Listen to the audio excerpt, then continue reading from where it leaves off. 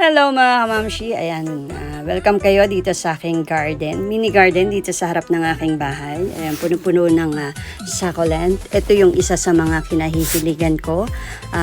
Nagtatanim ako ng mga halaman na succulent, no? At ayan po, maging ang mga paso na nakikita nyo dyan is ginagawa ko lang din yan.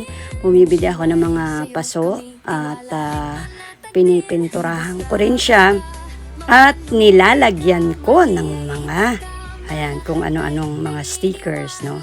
Nakakatuwa mag-alaga nitong succulent na to kasi dumadami siya, sobrang dami niya. Excuse me, sorry po. Ayan, sobrang dami niya, no? Kaya nawawalan na ako ng place na paglalagyan sa sobra nilang dami. Kaya buong paligid ng bahay ko, marami ng succulent, no? Yung iba pinamimigay ko na kasi nanganganak talaga siya. Yung mga dahon lang, mahulog lang yan. Tutubo at tutubo sila. At mahilig din ako sa mga, yung mga dekorasyon, yung mga naiibang pot, binibili ko talaga sila para magandang tignan. Masarap din meron yung meron kang kinahihiligan, no?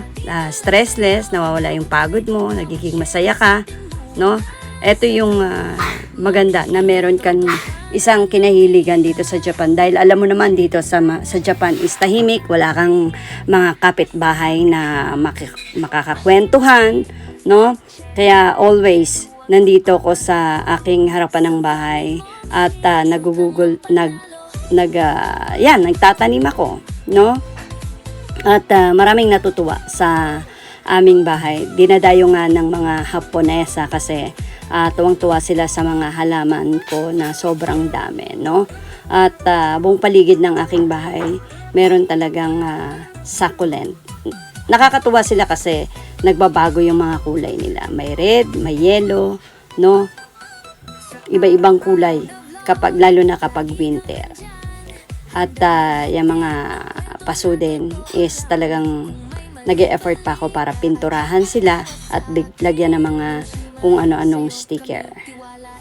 Yan ang aking mga kinahihiligan. Sobra akong na-addict dito sa mga succulent na to, no?